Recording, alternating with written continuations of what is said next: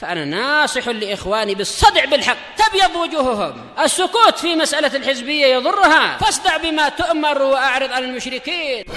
سلامي على دماج ورجالها والشيخ يحيى ودار العلم يا سعد بانيها.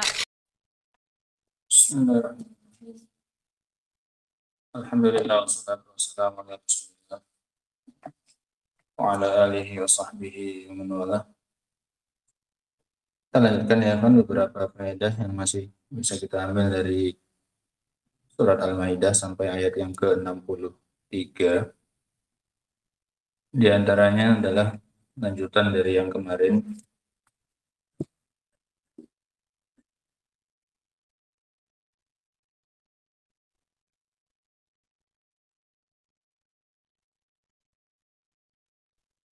Dhammul munafiqin wa ma hum alaihi minal a'mal al-madhkura fil ayat. Celaan bagi orang-orang munafikin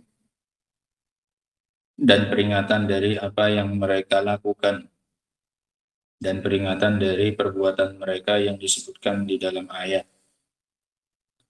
Dhammul munafiqin, celaan bagi orang-orang munafikin dan apa yang mereka lakukan dan perbuatan mereka yang disebutkan dalam ayat. Nanti Allah menceritakan kejelekan dan keburukan mereka, melainkan sebagai tahdziran, sebagai peringatan bagi kita agar tidak meniru apa yang mereka lakukan. Nah, faedah yang berikutnya,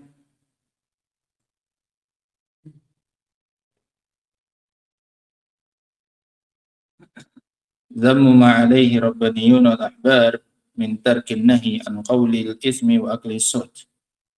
Celaan bagi para ulama dan orang yang berilmu yang tidak mengingkari kemungkaran yang terjadi di hadapannya. Celaan bagi orang yang berilmu yang tidak mengingkari kemungkaran yang terjadi di hadapannya. Ini sebagaimana dikatakan oleh Allah Subhanahu wa taala, laula yanhahumur rabbaniyun wal ahbar an qawlihimul ismi wa aklimus suht labi'sa ma kanu yasna'un. Kenapa ulama-ulama mereka baik yang rabbaninya maupun yang ahbarnya itu tidak melarang dari apa yang dilakukan oleh Bani Israel. Nah,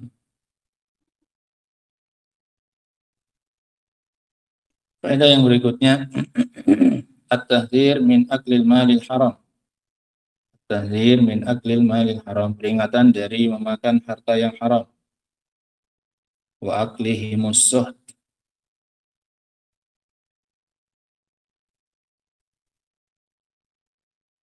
peringatan atau ancaman dari memakan harta yang haram, sebagaimana yang dilakukan oleh orang-orang Yahudi.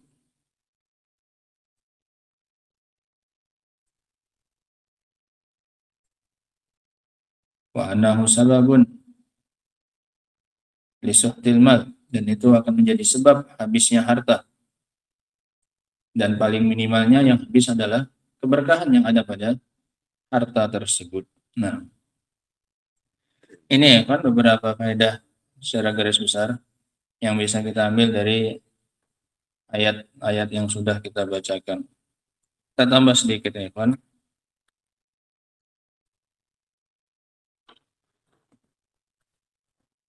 Qala rahimahullahu ta'ala, qala Allah ta'ala fi kitabihil karim, ayat yang ke-64, masih tentang orang-orang Yahud dan kejahatan mereka. Wa qalatil yahudu yadullahi maghlulah,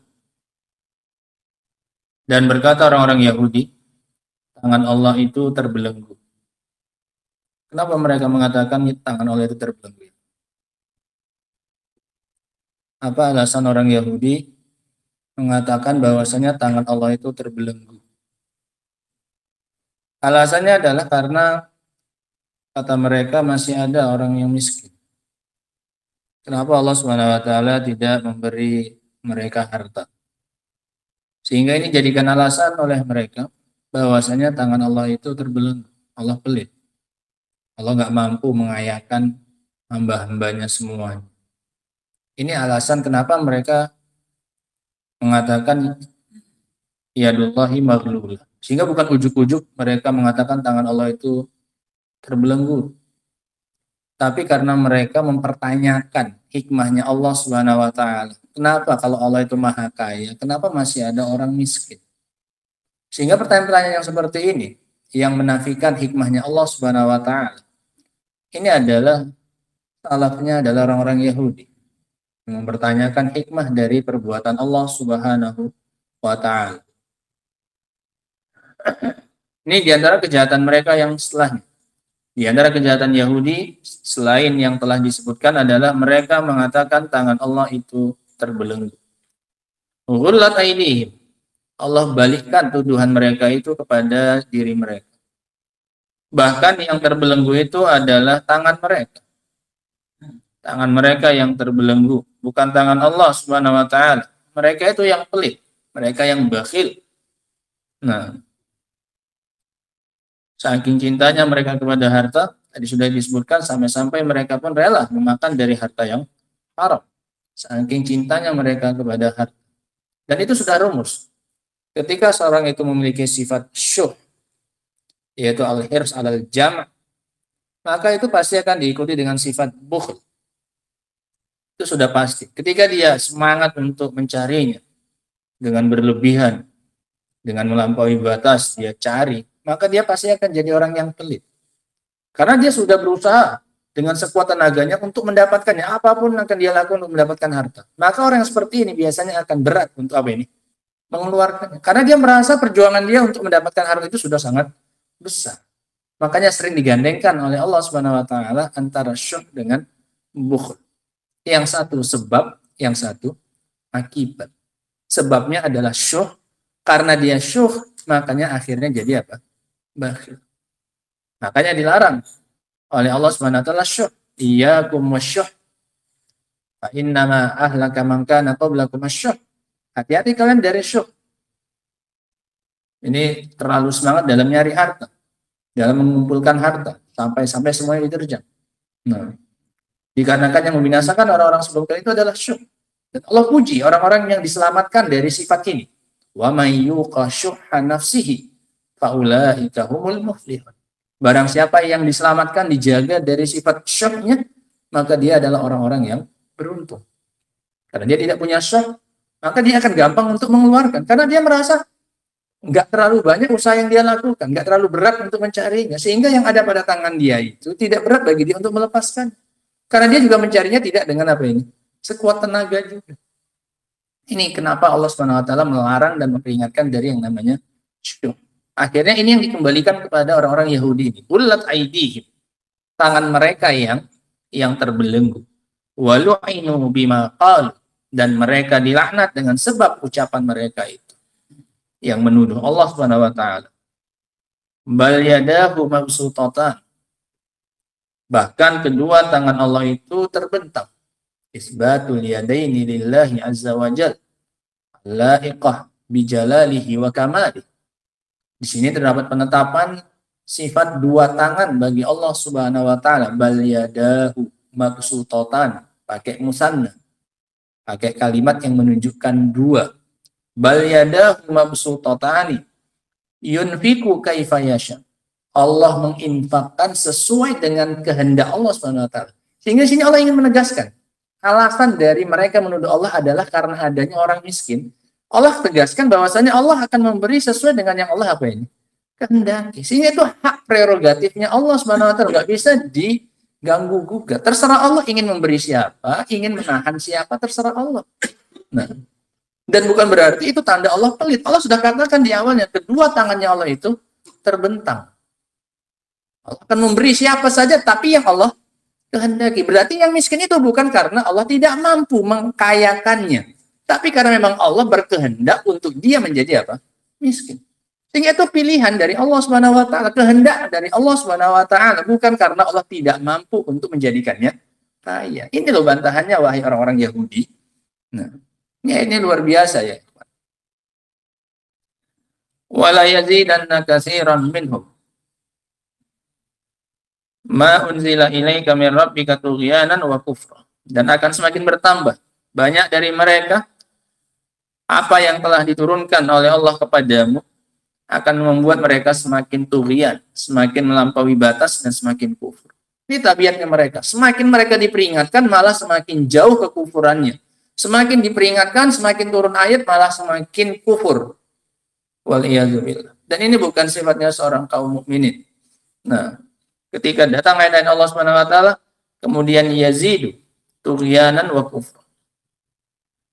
Wa alqaina bainahumul adawata wal baghdha. Hukuman mereka yang selanjutnya adalah Allah timpakan di tengah-tengah mereka permusuhan dan kebencian. Akibat ucapan mereka, tuduhan mereka kepada Allah Subhanahu wa taala tadi, di antara hukumannya selain karena mereka kena laknat, walu'inu, mereka dilaknat, hukuman mereka juga adalah ditimpakan atas mereka permusuhan dan kebencian.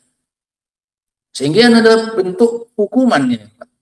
Jika terjadi di antara manusia permusuhan dan kebencian, itu adalah bentuk hukuman dari Allah Subhanahu wa taala waliyadzubillah. Maka wajib bagi kaum muslimin yang ditimpa dengan perasaan seperti ini, dengan permusuhan dan kebencian, untuk melakukan introspeksi diri. Jangan-jangan ini adalah hukuman dari dosa yang dilakukan. Nah, tidak mungkin terjadi permusuhan, tidak mungkin akan terjadi kebencian jika tidak diawali dengan yang namanya dosa. Sebagaimana yang dialami oleh orang-orang Yahudi. Di tengah-tengah mereka Allah timpakan kebencian dan permusuhan akibat dosa mereka.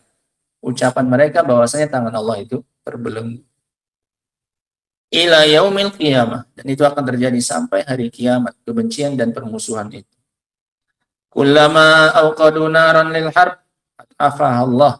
Setiap kali mereka ingin menyalakan api perang melawan Allah Subhanahu wa taala, Allah padamkan. Tidak akan pernah berhasil. Usaha mereka ingin membakar agama Allah dan syariatnya Allah Subhanahu wa taala, atfa'ahallah, Allah akan padamkan api perang tersebut.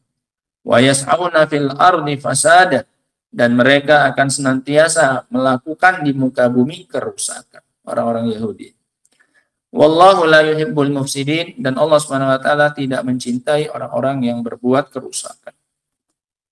Qala Syekh Abdurrahman yukhbiru ta'ala an maqalatil yahudi syani'ah. Allah di sini mengabarkan dalam ayat yang kita baca, ayat yang ke-64, Allah mengabarkan tentang ucapan orang Yahudi yang busuk, yang parah, wa aqidatihimul fazi'ah, dan akidah mereka yang rusak. Faqala, kata Allah, wa qalatil yahudu yadullahi maglulah. Orang Yahudi mengatakan tangan Allah itu terbelenggu. Ai anil khairi wal ihsani wal bir, terbelenggu dari memberikan kebaikan. Itu semua maknanya sama. Khair, ihsan, bir, itu sama semua. Allah terbelenggu dari memberikan kebaikan. Gak bisa ngasih kebaikan Allah. Ghullat aidihim, bahkan tangan mereka yang terbelenggu. Walu'inu bima qalu, dan mereka dilaknat dengan sebab apa yang mereka katakan. Wa hadza du'aun alaihim bi jinsi maqalatihim, al jazaa'u min jinsil amal. Dan ini adalah doa kejelekan atas mereka sesuai sejenis dengan ucapan mereka. Ketika mereka mengatakan yadullah maghlulah, maka doa kejelekannya adalah semoga tangan mereka yang terbelenggu. Al jaza' min jinsil amal. Sama, dibalas oleh Allah Subhanahu wa taala dengan yang sama sejenis.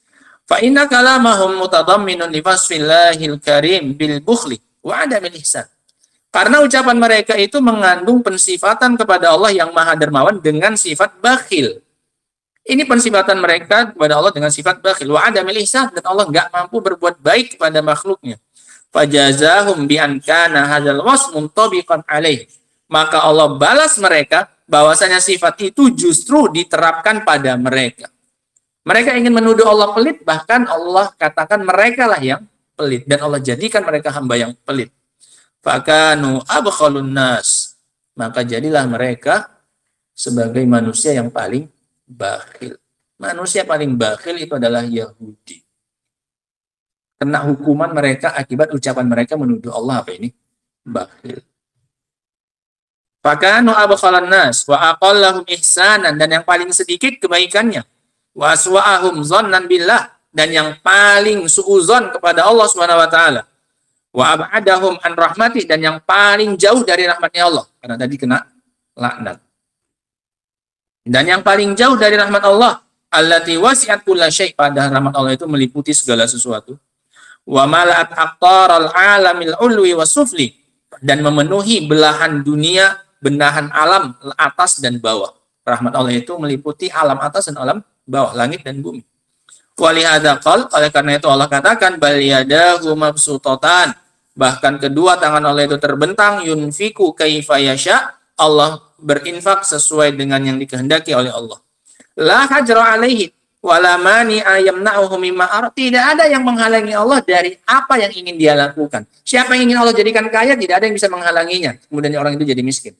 Atau sebaliknya, yang ingin Allah miskinkan tidak akan ada cara untuk membuat dia jadi kaya. Ini luar biasanya kekuasaan Allah Subhanahu wa taala.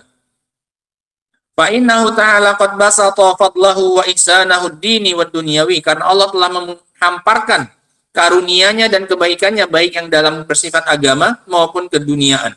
Wa amaral ibad an yata'arradu li nafahati judi, dan Allah telah memerintahkan hambanya untuk memaparkan, menunjukkan dirinya agar mendapatkan tiupan dan hembusan-hembusan kedermawanan Allah Subhanahu wa taala. Wa an la yasuddu ala anfusihim abwaaba ihsani. Ini faedah penting ya. Dan agar mereka jangan menutup pintu-pintu kebaikan Allah atas diri mereka sendiri, bima'asihim, dengan kemaksiatan. Sehingga terkadang yang menghalangi kita dari mendapatkan kebaikan Allah Subhanahu wa taala adalah diri kita sendiri. Kita sendiri yang menutup pintunya. Bukan Allah Subhanahu wa taala. Allah itu nggak pernah zalim.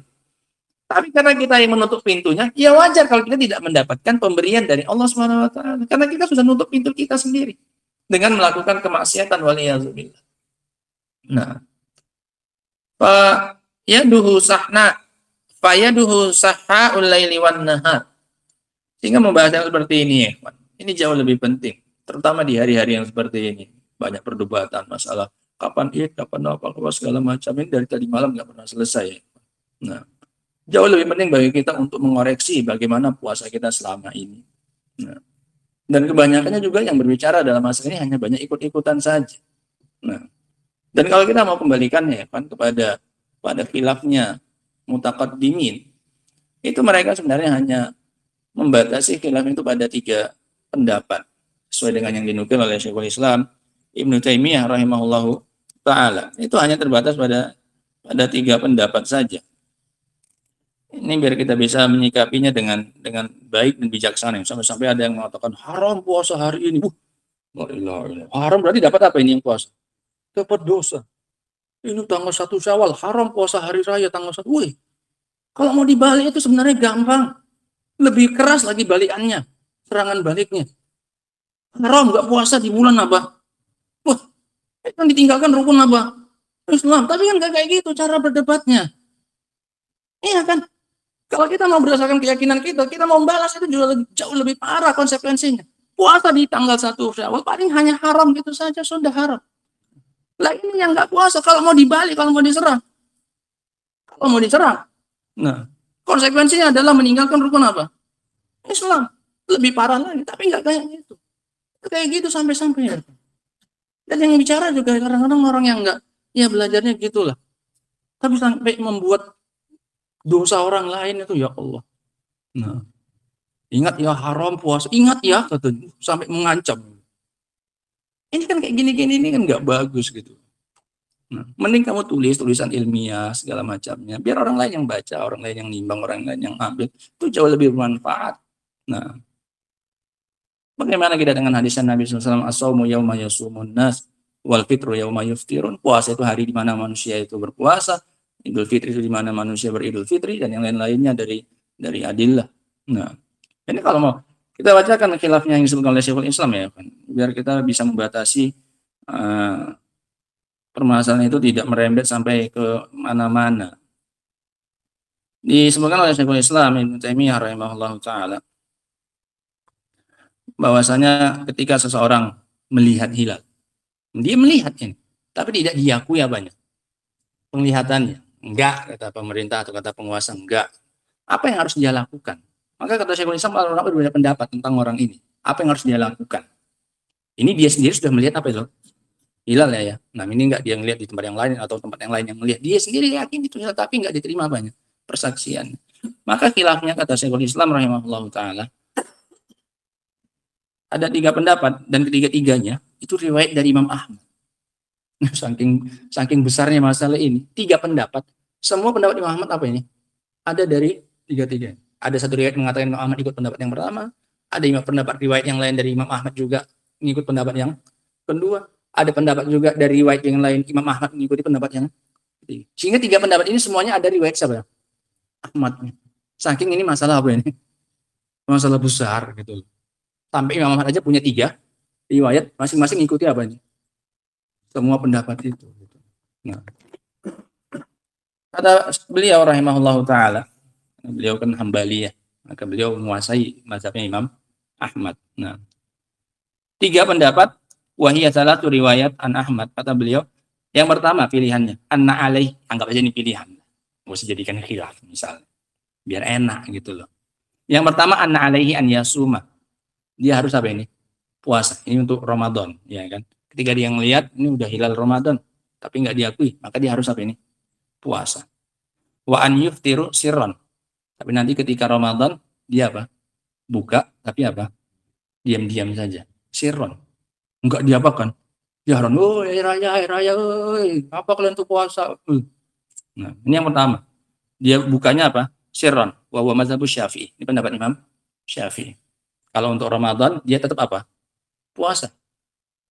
Ini dia amalkan semuanya. Paham ya? Tapi ketika nanti Idul Fitri dia bukanya apa ini?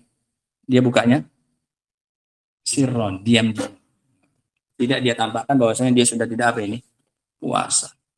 Yang kedua, dia berpuasa, yasum wala yuftiru illa ma'an nas. Dia puasa di Ramadan, kalau dia melihat tapi nggak diakui, dia puasa. Wala yuftiru illa ma'an nas. Tapi dia nggak Idul Fitri, nggak buka dari Ramadannya kecuali bersama dengan siapa? Manusia. Artinya untuk Ramadan, untuk Idul Fitrinya tetap ngikut siapa ini? Manusia sama. Tetap dia puasa, ya puasa kalau nggak diakui apanya dia, ru'yahnya dia tadi. Nah, ini beda ya sama yang di atas ya. Yang di atas suruh apa? Suruh Idul Fitri tapi apa? Diam-diam. Nah, kalau ini tetap apa? Puasa. Wa huwal masyhur min madzhabi Ahmad. Ini yang masyhur dari pendapatnya Imam Ahmad, wa Malik wa Abi Hanifah. Jadi pendapatnya Imam Malik dan juga pendapatnya Abu Hanifah. Ini dari 4 mazhab, ini yang banyak di sini malah. Nah, yang kalau kamu lihat malah kamu puasa di awal sendiri aja udah puasa. Nah, meskipun nggak diakui apa nih ru'yahmu, tapi nanti untuk air raya harus tetap sama siapa ini? Sama manusia. Nah, pendapat yang ketiga, yasumu ma'an nas wa yuftiru ma'an nas. Puasa dengan manusia. Ini nggak diamalkan ru'yah yang dia pertama itu. Hari raya juga sama siapa ini? Manusia. Nah, sehingga ini cuma 3 ini ya. Nah, nggak ada yang yuftirun apa ini? Jahron.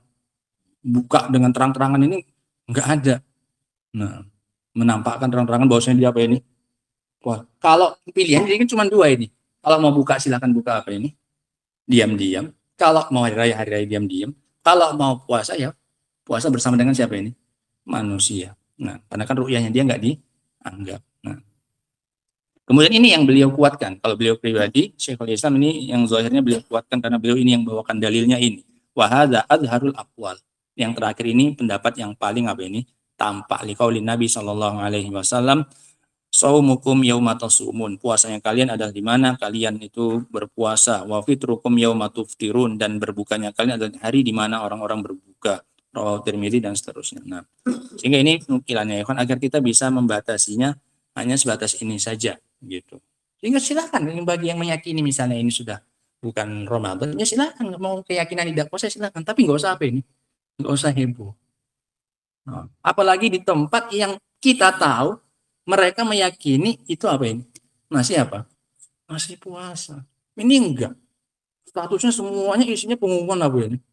Pengumuman Syawal. Padahal 1 aja sebenarnya udah cukup, iya kan? Kalau dia kan pendapatnya 1 matla. Artinya 1 aja pun udah apa ini? Cukup. Tapi ini enggak. Saudi sudah hari ini. Kuwait sudah hari ini. Semuanya dia apa ini? Ini seolah-olah ingin apa ini? Ingin main apa? Main banyak-banyakan. Nah, sehingga main tenang. Saya kan udah sering kita bilang. Puasa itu awalnya ibadah apa ini? Ibadah sir, ibadah tersembunyi gitu.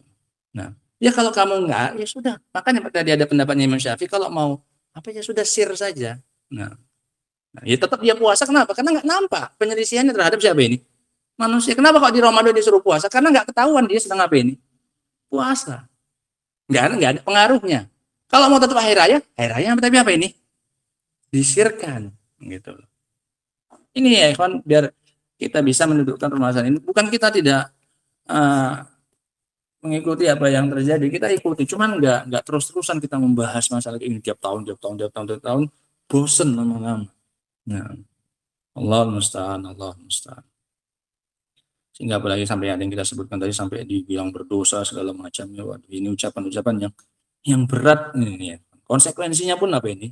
Yang berat. Nah, amlahum syuraka syara'u lahum minad dini ma lam ya'zan bihillah. Ya, ada rupanya yang mensyariatkan seperti itu yang tidak diizinkan oleh Allah Subhanahu wa taala. Nah, sampai ada yang bilang, "Oh, itu kan hilalnya kan cuma satu. Apa hilalnya itu ada dua apa?" Nah, masing-masing Indonesia ada hilal ini. Matahari juga cuma berapa? Satu juga kok. Nah iya kan? Apakah harus sholatnya semuanya apa itu?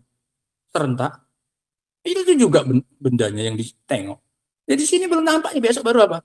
Kelihatannya sudah nggak jadi masalah sama sekali, nggak ada masalahannya. Nah, yang jadi permasalahan itu ini dijadikan sebagai bahan untuk apa ini?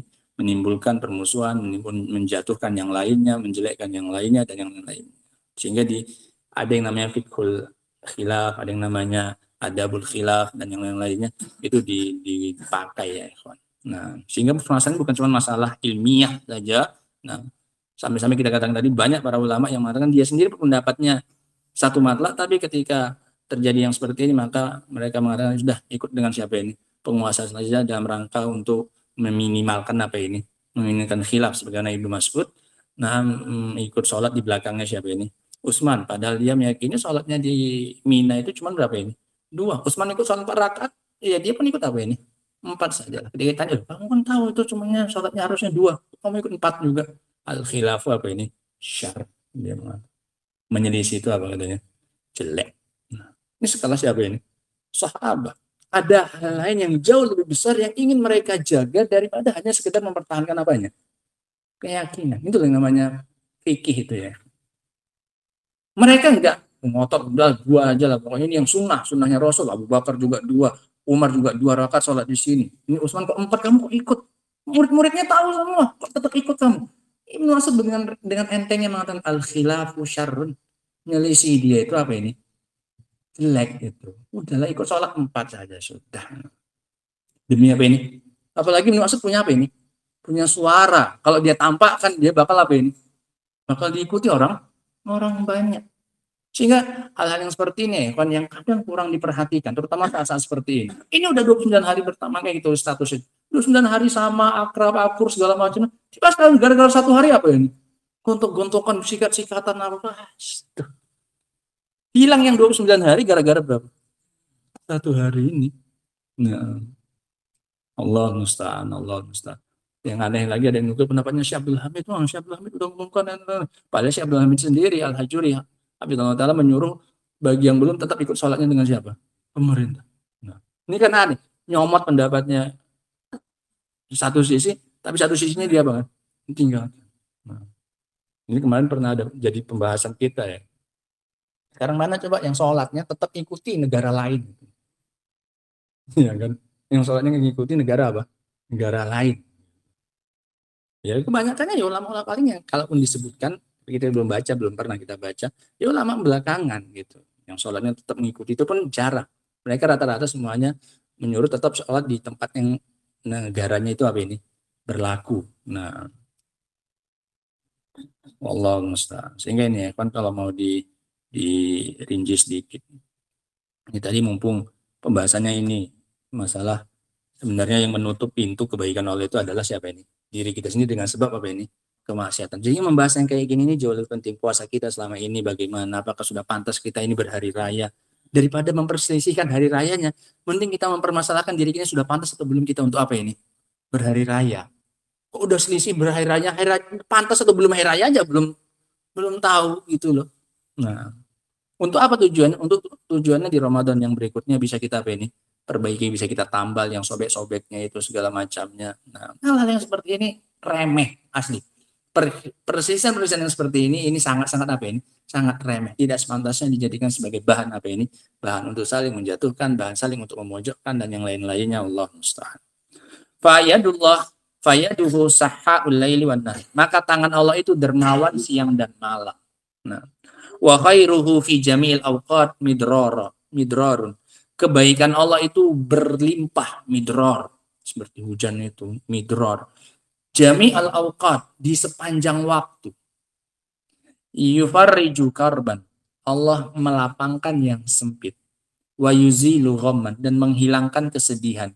Wa yughni faqir, dan Allah mengkayakan, mencukupi, Allah mencukupi yang miskin. Wa yafuku asiran, Allah membebaskan yang tertawan.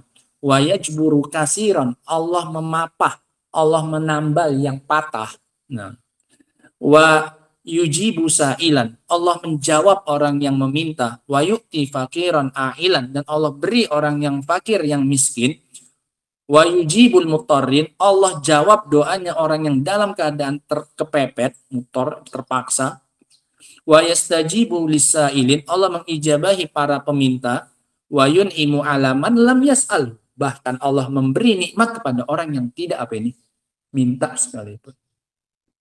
Ini kita rasakan tidak ya? Berapa kali sih kita minta untuk dikasih nafas?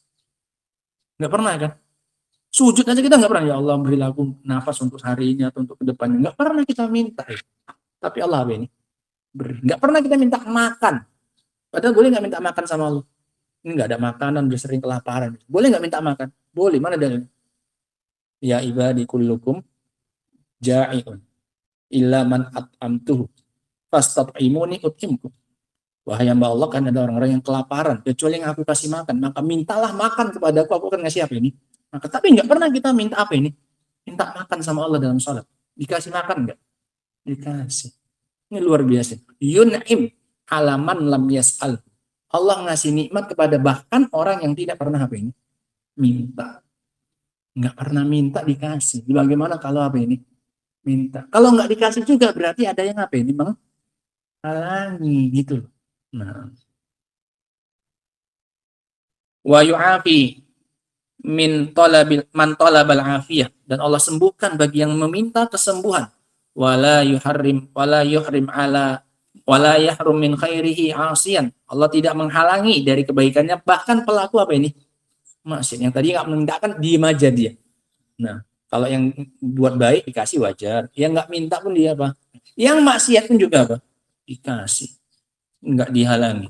Bal khairuhu yarta' fihi albar wal fajir. Bahkan kebaikan Allah itu berlezat-lezatan dengannya, ikut menikmatinya orang baik maupun orang jahat. Wa yajudu ala awliyaih, Allah dermawan kepada para walinya. Bit taufiqi li salihil amal, dengan cara memberi mereka taufik untuk melakukan amal saleh. Summa yahmaduhum alaihi. La ilaha illallah. Kemudian Allah puji mereka atas apa ini? Perbuatan mereka melakukan amal baik tadi. Padahal yang ngasih mereka kemudian melakukan itu siapa? Allah. Yang muji malah Allah. Harusnya kan kita yang muji karena sudah diberi kemudahan bisa melakukan amal. Ini Allah sudah yang memudahkan, ngasih taufik, dipuji lagi sama Allah. Padahal seharusnya nggak pantas. Orang semuanya peralatannya dari Allah. Yang ngasih perlengkapan untuk bisa melakukan itu Allah. Malah Allah apa ini? Puji-puji lagi. Kurang apa? Dari awal sampai akhir semuanya Allah SWT. Nah. Wa yudhifuha ilaihim wa hiya min judihi wa yusibuhum 'alaiha min thawabil ajil wal ajil. Ini udah ada titiknya ini. Dan Allah SWT menambahkan hal nikmat itu kepada mereka, dan itu ada termasuk bagian dari kedermawanan Allah, dan Allah beri bahkan mereka pahala dengan pahala yang segera maupun pahala yang tertunda di dunia maupun di akhirat. Ma la yudrikuhul wasf, yang tidak bisa disifati balasan tersebut. Wala yakhtur ala balil abdi, dan dengan balasan yang tidak pernah terbetik dalam benaknya siapa ini? Hamba. Sehingga ini ikhwan, kebaikan dari Allah SWT.